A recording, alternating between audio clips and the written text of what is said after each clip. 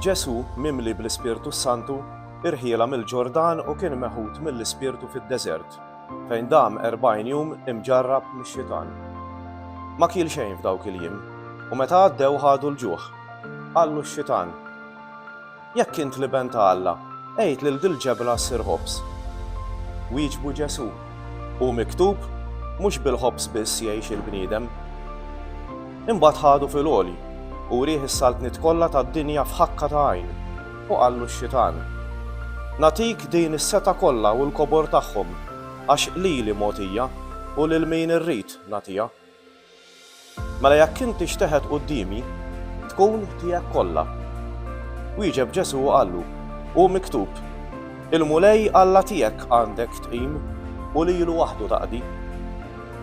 Imbagħad ħadu Ġerusalemm, għedu fuq il-quċċata tat-tempju u qallu: "Jekk int liben ta' Alla, intefgħa minn hawn l-isfel, għax hu miktub: jordna l-anġli tiegħu għalik biex iħarsuk u jerfgħuk fuq l-idejn biex ma taħbadx riġlek ma' xi ġebla."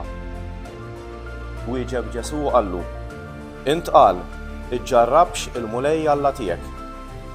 Meta temm it-tiġrib kollu, warrab ix-xitan minnu għal żmien. Ġesu bis-seta tal-Ispirtu reġa' ġie l-Galilija u ħareġ ħbaru ma' dawk l-inħawi kollha. U kien jgħallem fis-sinagogi tagħhom imfaħħar minn kulħadd. U ġie Nażaret fejn kien imrobbi u daħal kif kienet id-drawwa tiegħu nhar ta' Sibt fis-sinagoga u qam biex jaqra.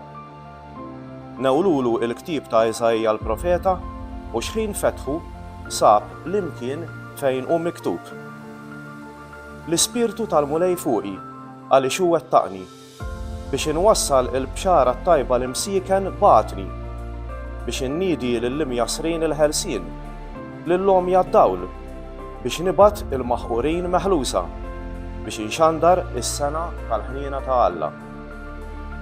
Imbagħad kebbeb il-ktieb, newlu lil qaddej u qagħad bil-qiegħda u għajnejn kulħadd fis-sinagoga kienu imwaħħlin fih.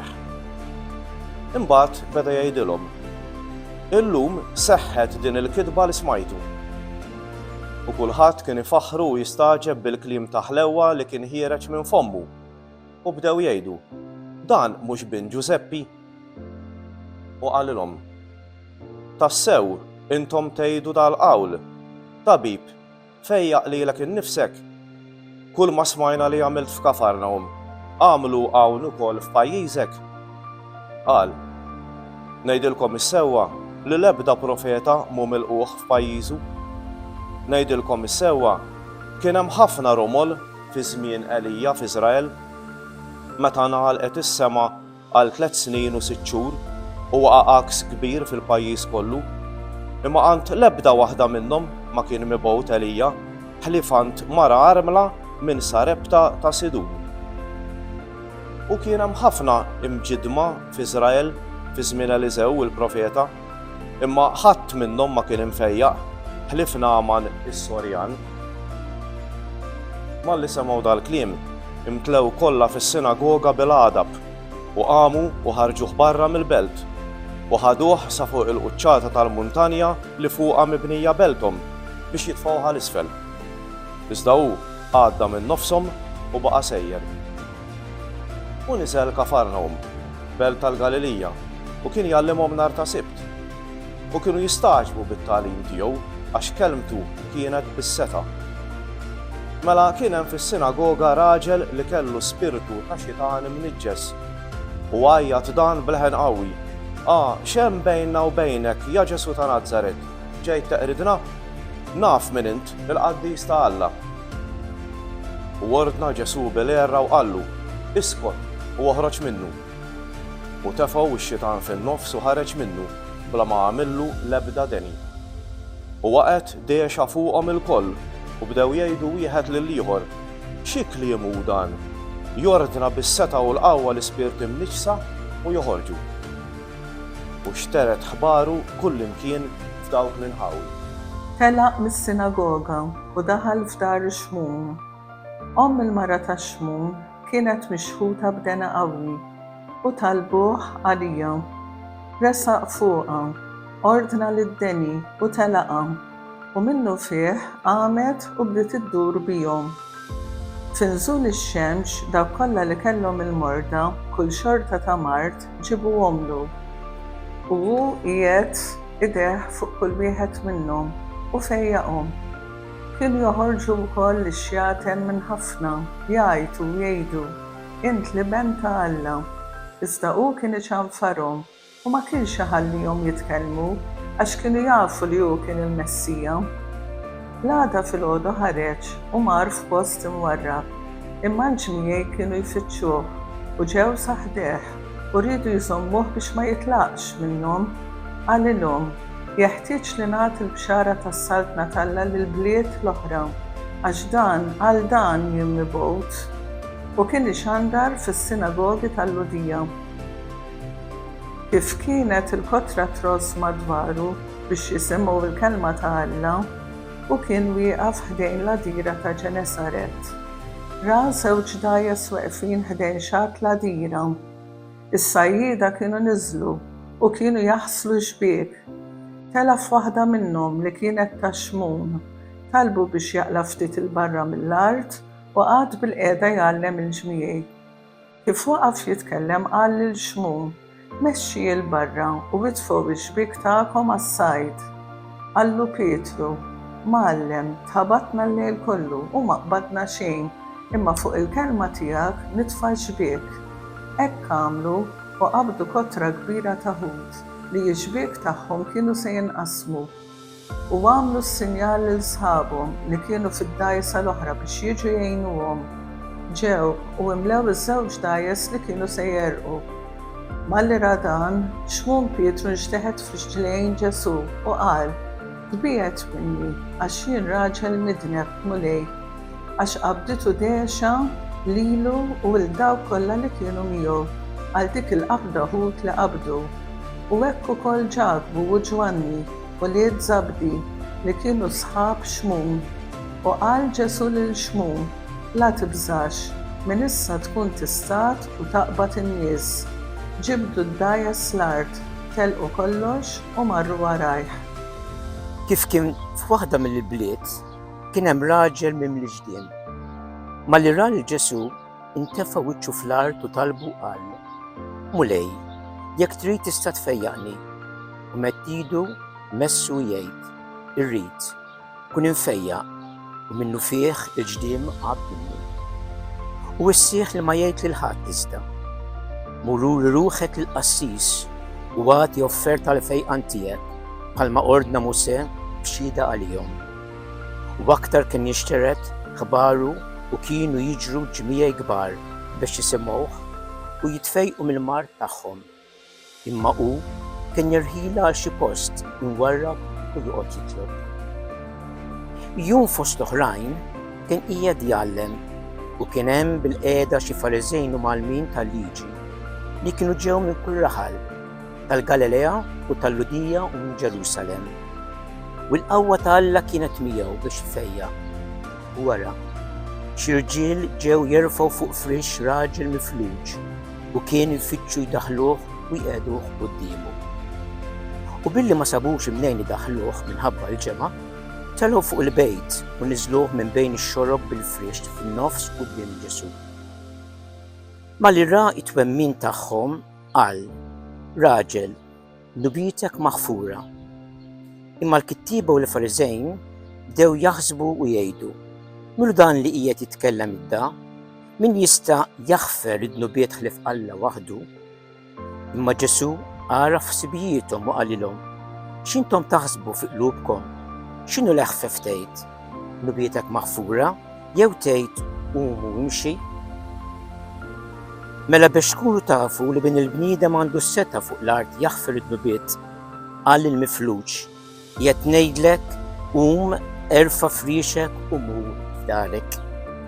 وملاير قام قديمهم رفع الفريش اللي كان مشهود فوقهم ومار داروا يفخر لله.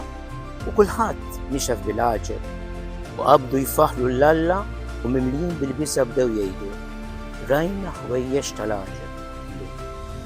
ورا dan ħareġ Repubblikan jismu Levi بالقعدة قدام البنك ta' dwana u qallu ejja warajja. telaq kollox qam u mar warajh u għamillu Levi laqgħa kbira d-dar tiegħu u kien hemm kotra kbira ta' Pubblikani u oħrajn li kienu fuq il-mejda magħhom. U bdew igergru l-Farrisin u l-kittieba mad-dixxipli tiegħu u jgħidu għaliex tieklu u tixorbu mal-Pubblikani u l-midinbin. U jiġeb Ġesu u qalilhom ma jeħtieġux il-qawwijin it-tabib imma l-morda. Ma ġejtx insejjaħ in-nies tajba imma l-midinbin għall-indiema. Qalulu id-dixxipli ta' Ġwanni jsumu ħafna u jagħmlu t-talb u d-dixxipli tal-Farrisin ukoll imma tiegħek jieklu u jixorbu. Weġibhom Ġesu tistgħu intom li sħab l-arus iġġelhom isumu meta l-arus qiegħed magħhom? Jiġi żmien meta jitteħdilhom il-arus, imbagħad isumu f'dak iż-żmien. Ġibilhom ukoll dit-tixbija. Ħadd ma jaqta' roqa minn libsa ġdida u jwaħħalha f'libsa qadima. Inkella jqatta' l-ġdid u l-qadima taqbillux ir-roqa meħuda mill-ġdid. U ħadd ma jitfa' nbij ġdid fi ġlud qodma. Inkella jaqsam l-inbij ġdid il-ġlud u jixxerred u l-ġlud jintilfu. Iżda l-inbij ġdid jitfgħu fi ġlud ġodda. U ħadd wara li jkun xorob il-qadim ma jrid il-ġdid għax jgħid il-qadim aħjar. Darba nhar ta' Sibt kien għaddej minn qalb iż-żara u d-dixxipli tiegħu qabdu jaqtaw iż-żbul ifarkuhom b'idejhom u jikluhom. Xi wħud mill-Farisin qalu għaliex qegħdin tagħmlu dak li ma jiswix tagħmlu nhar ta' Sibt? Weġibhom Ġesu u qal lanqas ma qrajtu dak li jagħmel David meta ħadu l-ġuħ u dawk li kienu miegħu kif daħal f'dar Alla u qabad u kien il-ħobż tal-wiri u ta' lil dawk li kienu miegħu li ma kienx jiswa min jieklu li fil-qassisin biss u qalilhom ukoll sit is-Sibt u bin il-bniedem. Darba oħra nhar ta' Sibt daħal fis-sinagoga u kien jgħallem u kien hemm raġel bidu l-leminija iebsa. U l-kittieba u l-Farisin kienu għassa tiegħu biex jaraw ifejjaqx nhar ta' Sibt u jkollhom fuq xiex jukżaw. U wara fil-ħsibijiet tagħhom u qal lir-raġel li kellu idu iebsa qum u oqgħod fin-nofs.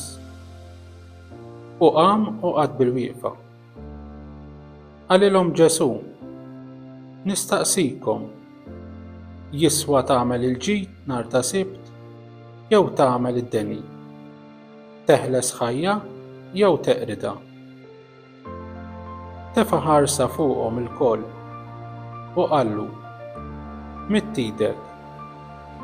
Hekk għamel u reġgħet idu saret qawwija u sħiħa. Huma mtlew bil-qilla u bdew jitħattu bejniethom x'jagħmlu lil Ġesu.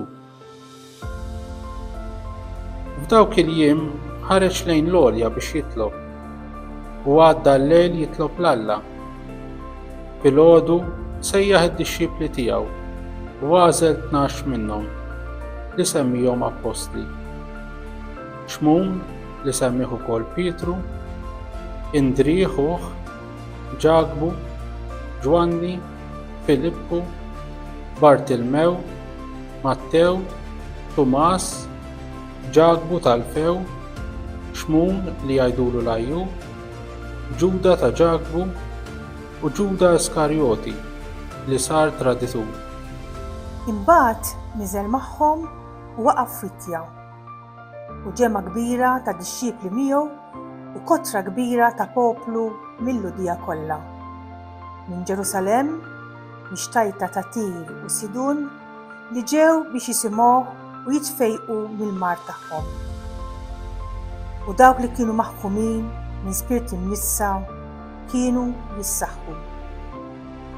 U l-ġemma kollha kienet tfittex tmissu għax kienet toħroġ qawwa minnu jitfejjaq. U refa' għajnejh lejn id-dixxipli tiegħu u beda jgħid: Imberkin intom il-foqra għax tagħkom li jissaltna ta' Alla. Imberkin intom li jissa bil-ġuħ għax tkunu imxebbejn. Imberkin intom li jissa tibku għax qatt titku. Imberkin intom meta jobodukom in-nies, meta jxerdukom u jajrukom u jwarbu isimkom bħala ħażin minħabba bejn il-bniedem. Ifirħu f'dak il-jum u tennew, għaxara, laskom kbir fis-smawiet. Hekk ukoll għamlu missirijietkom lill-profeti. Imma ħażin għalikom ja Onja, għax ħadtu il-faraġ tagħkom. Ħażin għalikom li issa mxebbejn għax tkunu bil-ġuħ. Ħażin għalikom li issa titku għax qatt tnewħu u tibku. Ħażin għalikom meta n-nies kollha jitkellmu tajjeb fuqkom, għax hekk ukoll għamlu missirijiethom lill-profeti foloz.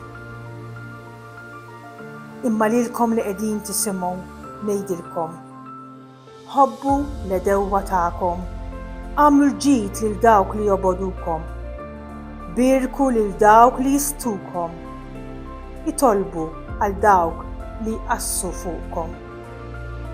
Min jagħtik daqqa ta' ħarta fuq ħaddek dawwarlu l-ieħor. U min irid joħodlok il-libsa ħallih joħodlok il-mantar ukoll. Min jitolbok għatih. U min joħodlok dak li jugħtijek titlobulux. Kif tridu jagħmlulkom in-nies, hekk għamlu lilhom. U jekk tħobbu lil min iħobbkom, xi ħlas ħaqkom. Imqar il-midinbin iħobbu l-dawk li jħobbuhom. U jekk tagħmlu l-ġid lil dawk li jagħmlulkom il-ġid, xi ħlas ħaqkom. Imqar il-midinbin jagħmlu hekk. U jekk tisilfu lil dawk li intom tittamaw li jroddu, xi ħlas ħaqkom. Imqar il-midinbin jisilfu lill-midinbin biex jieħdu daqshekk ieħor. Imma ħobbu l-edewwa tagħkom. Għamlu l-ġid u isilfu bla ma nistennew li titħallsu. U ħlaskom ikun kbir. U tkunu quliet il-ogħla li hu twajjeb ma' dawk ta' qalbhom jibsa u mal-ħżiena. Kunu mela ħanina bħalma hu ħanin missierkom. La tagħmlu x'ħaq u ma jsirx ħaq minnkom. La tikkundannawx u ma tkunux ikkundannati. Aħfru u jinħafrilkom. Għatu u jingħatalkom.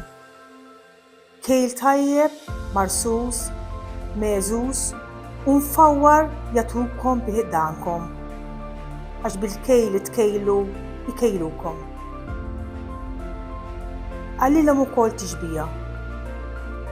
Jaqgħu jistaqama jmexxi jama. Ma jaqgħux it-tnejn f'ħofra. M'hemmx dixxiplu aħjar milli mgħallem. Perfett ikun kull min ikun ħalli mgħallem tiegħu. Għax tara t-tibna li hemm f'għajnħuk u ma tarax it-travu li hemm f'għajnejk. Kif tista' tgħid lil ħuk, hi, ħanaqlalek it-tibna li għandek f'għajnejk u int ma tarax it-travu li għandek f'għajnejk. Ja bniedem ta' żewġ quċuħ. Aqla l-ewwel it-travu minn għajnejk. Imbagħad tara tajjeb biex taqla t-tibna minn għajnħuk. M'hemmx siġra tajba li tagħmel frott ħażin. Lanqas siġra ħażina li tagħmel frott tajjeb. Għax kull siġra tingħaraf minn frotta. Mix-xewk ma jaqtgħux tin. U mill-għolieq ma jiġbrux għeneb. Il-bniedem tajjeb mill-ħażna tajba ta' qalbu joħroġ it-tajjeb. U l-ħażin mill-ħażin joħroġ il-ħażin. Għax mill-milja tal-qalb jitkellem il-fom. Għaliex issejħuli mulej mulej u ma tagħmlux dak li ngħid. Kull min jiġi lejja u jisma' kliemi u jagħmilhom, nurikom min jixbaħ. Jixbaħ lir-raġel li biex jibni dar ħaffer l-isfel u qiegħed is-sissien fuq il-blat.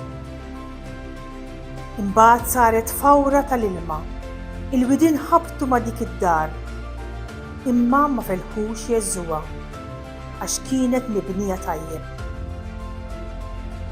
Imma min jisma' u ma jagħmilx jixbaħ lir-raġel li bena daru fuq l-art bla sissien. Ħabtu fuq għal-widien u malajr waqgħet. U kbira kienet it-tiġrifa ta' dik id-dar. Meta temm isemma l-poplu dal-klim kollu, daħal Kafarnawm. Il-qaddej ta' wieħed ċenturjun li kien għażiż ħafna għalih kien marit se jmut. Malli sema b'Ġesu, batlu xi wħud mix-xjuħ tal-Lut jitolbuh biex jiġi u jfejjaqlu l-qaddej. X'in waslu għand Ġesu, dew jitolbuh bil-ħerqa u jgħidulu jistħoqlu li tagħmillu dan għax iħobb lil ġensna u s-sinagoga bnijinna hu. U Ġesu qabad sejjer magħhom. Meta ma kienx bot mid-dar, bat iċ-ċenturjun jgħidlu ma' xi ħbieb, mulej, toqgħodx titħabad għax ma jistħoqlix li tidħol taħt saqfi. Għalhekk derli li anqas ma jistħoqli li niġi għandek, iżda għejd biss kelma u l-qaddej tiegħi ifieq. Għax jien ukoll għalkemm taħt seta' għandi taħt idejja soldati u ngħid lil wieħed mur u jmur u lil ieħor ejja u jiġi u lil qaddej tiegħi għamel dan u jagħmlu. Malli sema dan Ġesu staġeb bih, dar lejn il-ġemgħa li kienet mixja warajh u qal ngħidilkom li anqas f'Iżrael ma sibt twemmin bħal dan. X'inreġgħu lura dawk li kienu mibgħutin sabu il-qaddej qawwi u sħiħ. Wara mar f'belt jisimha Najn u kienu sejrin miegħu id-dixxipli tiegħu u ġemgħa kbira. Kif qorob lejn bieb il-belt, kienu qegħdin iġorru mejjed iben waħdini ta' ommu li kienet armla u kien hemm ħafna nies tal-belt magħha. Malli ra il-mulej tħassara u qalilha tibkix, imbagħad resaq u mess it-tebut. Dawk li kienu jerfgħuh waqfu u hu qal żagħżugħ qiegħed ngħidlek qum u qam bil-qiegħda l-mejjed u beda jitkellem u taħ lill-ommu. Qabadhom il-biża' l-koll u bdew ifaħru lill-Alla u jgħidu der fostna profeta kbir u Alla żar il-poplu tiegħu. U xterdet din l-aħbar fuqu mal-Ludija kollha u fl-art kollha ta' dawk l-inħawi. ħabbru lil Ġwanni id-dixxipli tiegħu fuq dan kollu. U sejjaħ Ġwanni 2 mid-dixxipli tiegħu u bagħad jgħid lil Ġesu: Inti dak li għandu jiġi jew nistennew ieħor? X'inwasslu dawk li rġiela għandu qalulu: Ġwanni l-Battista bagħatna nistaqsu: Inti dak li għandu jiġi jew nistennew ieħor? Dak il-ħin fejjaq ħafna minn mart u dbatijiet u spirti ħżiena u ħafna omja tahom id-dawl. Imbagħad wieġeb u qalilhom: Morru u ħabbru lil Ġwanni dak li rajtu u smajtu. Omja jaraw, sopob jimxu, imġidma jitnatfu, torox jisimgħu, mejtin iqumu. Lill-imsieken tingħata l-bxara u imbierek hu min ma jitfixkilx minħabba fiha. X'intelqu l-messaġġiera ta' Ġwanni beda jgħid lill-ġmiej fuq Ġwanni: Xi ħriġtu taraw fid-deżert? Qasba mxejra mir-riħ? Imma xi ħriġtu taraw? Raġel li jibes ilbies sabiħ? Imma dawk li jiddandnu bil-bishom u jintelqu għat-taxxix qegħdin fi djar islaten. Imma xi ħriġtu taraw? Profeta?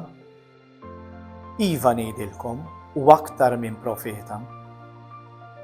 Dan hu dak li fuqu miktub: Ara, nibat il-ħabbar tiegħi qablek biex iħejji triq quddiemek. Ngħidilkom li fost li mweldin minn nisa m'hemm ħadd akbar minn Ġwanni. Imma li żar wieħed fis-saltna ta' Alla huwa akbar minni. U l-poplu kollu malli semgħu u l-pubblikani taw raġun lil Alla għax tagħmdu bil-magħmudija ta' Ġwanni. Imma l-Fariżin u l-orrif tal-liġi tefgħu fix-xejn il-ħsieb ta' Alla fuqhom għax ma ridux jitgħamdu minni. Ma' min mela nxebbaħ in-nies ta' dan in-nisel? Lil min jixbħu? Jixbħu lil dawk it-tfal bil-qiegħda l-misraħ u jgħidu lil xulxin: daqqejnielkom il-flejguta u ma sfintux, newwaħnielkom u ma bkejtux. Għax ġie Ġwanni l-Battista u la jiekol ħobs u anqas jixrob inbit u tgħidu għandu xitan.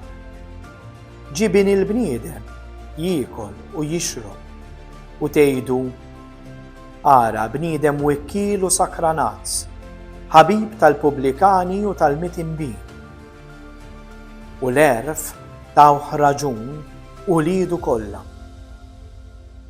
Stiednu wieħed mill-Fariżin biex jiekol miegħu u daħal f'dar il-Fariżew u qgħad fuq il-mejda.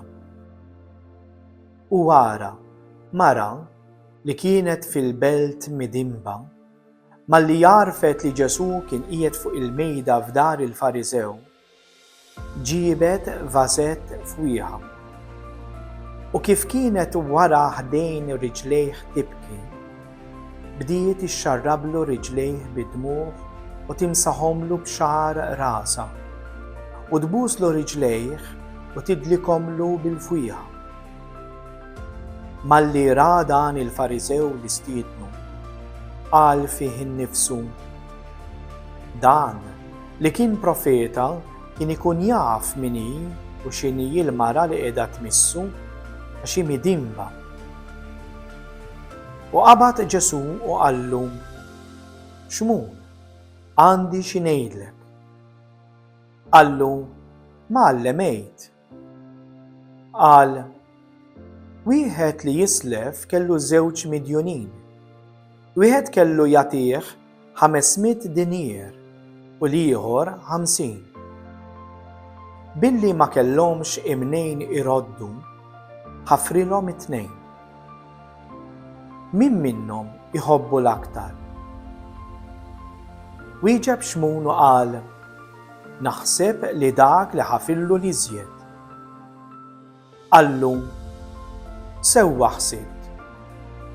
Imbagħad dar lejn il-mara u qal lil x'mun: tara din il-mara. Dħalt f'darek u ilma għal riġlejja ma tajtnix. Imma din xarbit li riġlejja bid-dmugħ u mesħithom b'xagħra. Bewsa ma tajtnix. Imma din minx ħin dħalt ma waqfitx tbus li riġlejja. Biż-żejt ma dliktlix rasi. Imma din dilkit li riġlejja bil-fwieħa. Għalhekk ngħidlek li ħafna dnobiet tagħha huma maħfura għax ħabbet ħafna. Lil min jinħafirlu ftit, ftit iħobb. Mbagħad qalilha: dnubietek maħfura. Dawk li kienu fuq il-mejda bdew jgħidu fihom infushom: minu dan li jaħfer id-dnubiet ukoll? U qal lill-mara: twemminek ħelsek. Mur bislih. Wara kien idur li bliet u l-irħula ixandar u jniedi l-bxara tas-saltna ta' Alla. Kienu miegħu 12 u xi nisa li kienu fejqa mill-ispirti ħżiena u mill-Mart. Marija jgħidula Madalena li minnha kien ħareġ 7 xjatem. Ġwanna Martħuża, dak li kien jieħu ħsieb dar Erodi. Susanna u ħafna oħrajn li kienu jaħsbu għalihom min ġidhom. Billi nġemed ġemma kbira kienu ġejjin lejn minn kull belt, qal tixbieħa: ħareġ iż-żerrieħ jiżra żerrija tiegħu u jiżra xi żarrat waqgħu mal-mogħdija. Kienu mirfusin u kiluhom it-tjur tas-sema. Oħrajn waqgħu fuq art bil-blat u malli nibtu nixfu għax ma kellhomx tira. Oħrajn waqgħu qalb ix-xewk, kiber ix-xewk magħhom u qatilhom. Oħrajn waqgħu far tajba u nibtu u għamlu l-frott kull waħda 100. U jgħid dan qal, min għandu bitnejn biex jisma' ħajjisma'. Staqsew id-dixxipli tiegħu x'kienet dik it-tixbija. Wieġeb, lilkom mogħti li tarfu l-ħwejjeġ moħbija tas-saltna ta' Alla lill-oħrajn bit-tixbijat biex jekk iħarsu ma jarawx u jekk jisimgħu ma jifhmux. Din hi t-tifsira tat-tixbija. Iż-żerrija hi l-kelma ta' Alla. Iż-żerrat ta' mal-mogħdija huma dawk li jisimgħu. Imbagħad jiġi x-xitan u jaħtfilhom iż-żerrija minn qalbhom biex ma jemmnux u jisalvaw. Dawk ta' fuq il-blat huma dawk li meta jisemgħu il-kelma jilqgħuha bil-ferħ iżda m'għandhomx għeru. Jemmnu għal xi żmien imma waqt it-tiġrib jitilqu. Dak li waqa' qalb ix-xewk huma dawk li jisemgħu il-kelma iżda maż-żmien jinħanqu mill-inkwiet żejjed, mill-għana u mill-pjaċiri tal-ħajja u ma jagħmlux frott. Dak li waqa' far tajba huma dawk li jisemgħu il-kelma u jgħożżuha qalb kbira u tajba u jagħmlu l-frott billi jżommu sħiħ. Ħadd ma jixelmu sbieħ u jattih b'xi ħaġa jew iqiegħdu taħt is-sodda, iżda jqiegħdu fuq l-imnara biex dawk li jidħlu jaraw id-dawl. Għax xejn hu moħħbi li ma jsirx fid-der, laqqas moħħbi li ma jinarafx u jiġi fid-dawl. Araw mela kif tisimgħu għax min għandu jingħatalu u min m'għandux jeħdulu mqarr dak li min għalih għandu.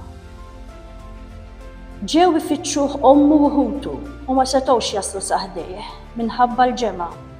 Għarfuh, ommok u ħutek qegħdin barra u jridu jarawk. Wieġeb u qalilhom, ommi u ħuti huma dawk li jisimgħu il-kelma t'Alla u jagħmluha. Ju fost l-oħrajn tela fuq id-dajsa mad-dixxipli tiegħu u qalilhom, ngħaddu għax-xatt ieħor tal-għadira u qalgħu il-barra. Huma u sejrin raqat u waqa' fuq l-għadira rifdu rieħ li ntlew bl-ilma li kienu se jerqu. Resqu lejh qajmuh qalulu Mgħallem mitlu fina aħna. Qam ordna r-riħ bil-qawwa u l-mewġ u waqfu u sar b'nazzi. Imbagħad qalilhom fejn hu twemminkom? Imbeżżejn u maġbin qalu jgħid lill-ieħor, minnu dan li jorda li rjieħu l-ilma u jisimgħu minnu. Waslu fart il-ġarażin li biswit il-gallerija. X'in-niżellat jiltaqa' ma' raġel mill-belt li kellu x-xaten minn żmien twil u la kien jilbes ħwejjeġ u lanqas kien joqgħod id-dar imma fl-oqra. Malli ra lil-Ġesu għajjad, intela f'riġlejh u qal bleħen qawwi, x'hemm bejni u bejnek? Ja Ġesu bin Alla l-ogħla, nitolbuk taħqarnix għax uwordna li l-ispirtu mniġġes biex joħroġ minn dak ir-raġel li kien qabdu bosta drabi. Kienu jorbtuh bil-ktajjen u bix-kiel u kien iqatta l-irbejt u kien ikun misjuq mix-xaten fejn lejn id-deżert. Staqsih Ġesu, x'ismek?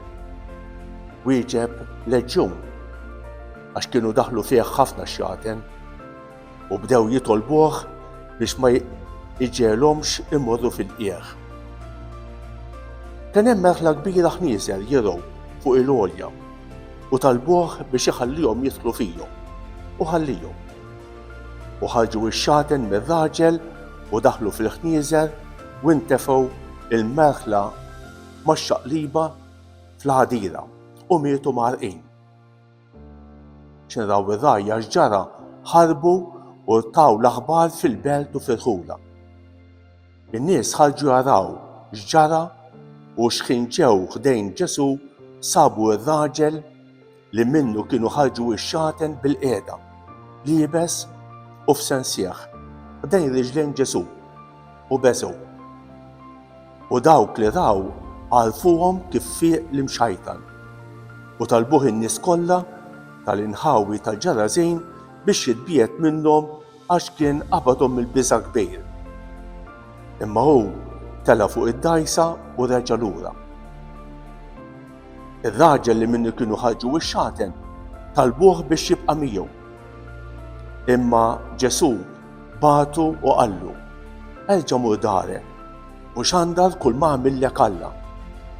U tela ixandar mal-belt kollha kull ma għamillu Ġesu. Xi raġa' lura Ġesu kien milquh mill-ġema għax kulħadd kien jistennieh. U wara ġie raġel minn Ġeriko jismu Ġajru li kien il-kap tas-sinagoga u xteħed f'riġlejn Ġesu u beda jitolbu biex jidħol id-dar tiegħu għax bintu l-waħdanija li kellha 12 sena kienet se tmut. U sejjer kien marsus mill-ġmiej u mara li kienet ilha 12 sena tbati mit-tnixxija tad-demm u li kienet tefqet fit-tobba ġida kollu u ma setet titfejjaq minn ħadd. Resqet minn wara, messitlu tar fil-mantar u f'daqqa waħda waqfet it-tnixxija ta' demma. Qal Ġesu: min messni? U billi kulħadd kien jgħid li mhux hu, qal Pietru u sħabu: Mgħallem, il-ġmiej jrossuk u jafsuk. Qal Ġesu: messni xi ħadd għax ħassejt qawwa ħieġa minni. Meta rat il-mara li kienet mikxufa, resqet imrieda u xteħtet f'riġlejh u għalfitu quddiem kulħadd x'kien ġrala. Kif f'daqqa waħda fieqet u qalilha Ġesu: binti, twemminek fejqek, mur bistriema. Kif kien għadu jitkellem, ġew wieħed mingħand il-kap tas-sinagoga jgħidlu: bintek mietet, tħabbtux aktar lil Mgħallem. Semmu Ġesu u qallu: la tibżax, biss semmen u wejt tkun infejqa. X'in wasal id-dar ma ħalla lil ħadd jidħol miegħu ħlief lil Pietru, il-Ġwanni u l-Ġalbu, lill-missier it-tifla u lill-omma. Kulħadd kien jibki u inewwaħ għalija. Qal: la tibkux, għax it-tifla mhix mejta imma rieda. Imma bdew jitku bih għax kienu jafu li mietet. Iżda hu qabdilha qiegħda u għajjat: tifla, qum. U reġa' daħlet fija ruħha u minnu fih qamet u ordalhom biex jagħtuha tiekol. Staġbu l-ġenituri tagħha u hu wissihom biex ma jgħidu lil ħadd dak li ġara.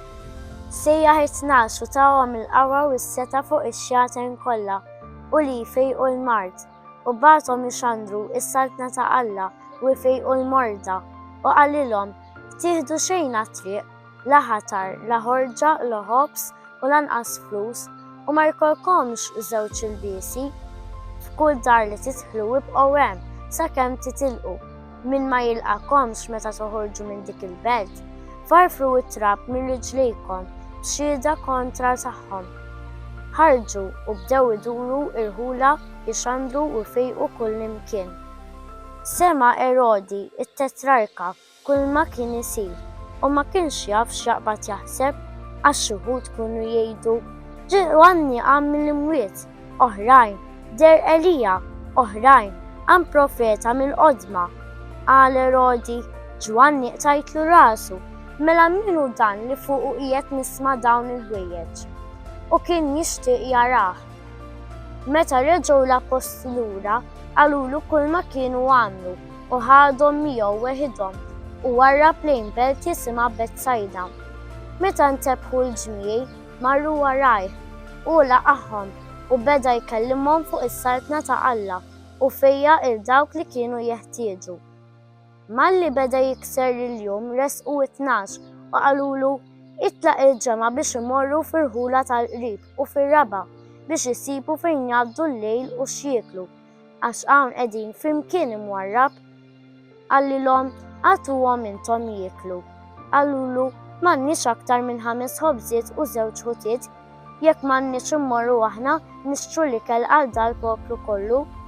Kienu madwar 5,000. Qal lid-dixxipli tiegħu ġeluhom joqogħdu fiq tajja ta' xi 50 waħda. Hekk għamlu u ġelu lil kulħadd joqgħod. Imbagħad qabad il-5 ħobżiet u ż-żewġ ħutiet, refa' għajnejh lejn is-sema, berikhom, kisilhom u tawhom lid-dixxipli tiegħu biex inewwlu lil-ġemgħa. U kielu u xebgħu kollha u refgħu mill-fdal tagħhom 12 qoffa b'ċejjeċ. Kif kien jitlob waħdu, bid-dixxipli tiegħu biss miegħu staqsihom min jgħidu l-ġmiegħ li jien.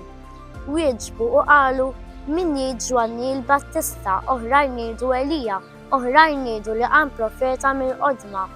Qalilhom u intom min tgħidu li jien? Wieġeb Pietru qal il-Messija ta' Alla. Imbagħad ordnalhom bis-sħiħ biex ma jgħidu lil ħadd u żied jgħid li bin il-bniedem kellu jbagħta ħafna u jkun miċħud mix-xjuħ mill-qassisin il-kbar u mill-kittieba u jkun maqtul u fit-tielet jum iqum. Qal lil kulħadd min irid jiġi warajja jiċħad lilu nnifsu, jerfa' salibu kuljum u jimxi warajja. Għax min irid jeħles ħajtu jitlifha u min jitlef ħajtu minħabba fiha jeħlisha. Għax f'ejda jkollu bniedem li jirbaħ id-dinja kollha u jitlef jew jaraq lilu nnifsu. Għax min jistħi minni u minn kliemi, dan jistħi minnu wkoll bin il-bniedem fis-sebħ tiegħu tal-missier u tal-anġli qaddisa. Ngħidilkom is-sewwa li hawn xi wħud milli qegħdin hawn li ma jduqux il-mewt qabel ma jaraw is-salta ta' Alla. Xi 8 ijiem wara dawn it-taħdidiet ħa miegħu il-Pietru, il-Ġwanni u l-Ġakbu u tela fuq għolja jitlob. U jitlob wiċċu ħadera oħra u l-biesu sar jiddi bil-bjuda. U kien hemm żewġ irġiel jitkellmu miegħu li kienu Mosè u Elija li deru fis-sebħ jitħattu fuq it-tmiem tiegħu li kellu jiġri f'Ġerusalemm. Pietru u dawk li kienu miegħu kienu mafusin bin-nas. X'ħin stempħu raw is-sebħ tiegħu u ż-żewġ irġiel weqfin ħdejh. Huma u jitilqu minn ħdejh qal Pietru lil Ġesu: Tajjeb li qegħdin hawn, ħanamlu 3 qarajjex, wieħed għalik, wieħed għal Mosè u wieħed għal Elija. Ma kienx jaf x'kien jgħid. U jgħid hekk ġiet sħaba li għattietom u beżgħu x'ħin daħlu fis-sħaba. Ġie leħen mis-sħaba, dan hu ibni il-maħtur, lilu isimgħu. X'ħin ġie l-leħen Ġesu sab ruħu waħdu. Huma baqgħu sikta u f'dawn il-jiem lil ħadd ma qalu xejn milli raw. L-għada x'ħin niżlu mill-għolja iltaqgħu ma' ġemgħa kbira. Wara raġel mill-ġemgħa għajjat: Mallem, nitolbok tħares lejn ibni li ma għandix ħliefu. Ara, malli jaqbdu l-ispirtu jibda jgħajjat u jkawġu kollha rawa. U bil-kemm jitilqu wara li jkun farku. Tlabt id-dixxipli tiegħek biex joħorġuh u ma setgħux. Qabad Ġesu u qal: Ja nisel bla twemmin u maqlub, kemm se ndum magħkom u nissapportikom. Ġib hawn libnek. U riesaq bih ix-xitan tefgħu mal-art u kawġu. U ordna Ġesu l-ispirtu imniġġes bil-erra u fejja it-tifel u raddu lill-missieru. U kulħadd kien mistaġeb bil-kobor ta' Alla. Waqt li kien kulħadd mistaġeb għal kull ma kien jagħmel, qal lid-dixxipli tiegħu: Daħlu dal-kliem f'widnejkom. Bin il-bniedem se jkun moti f'idejn in-nies. Iżda huma ma fehmuhiex dil-kelma u kienet moħbija għalihom li ma setgħux jifhmuha u beżgħu jistaqsuh fuqha. Mela daħal fihom il-ħsieb min kien l-akbar fosthom. Ġesu li għaraf il-ħsieb ta' moħħhom qabad tifel, qiegħdu ħdejh u qalilhom: Min jilqa' il dan it-tifel f'ismi jilqa' lili u min jilqa lili jilqa lil min batni. Għax minnu li żar fostkom il-koll, dan hu kbir. Qabeż Ġvanni u qal, Mallem, rajna wieħed joħroġ ix-xjatem f'ismek u ma ħallejniehx għax ma jimxix magħna. Qallu Ġesu, la żommuhx għax min mhux kontra tagħkom hu magħkom.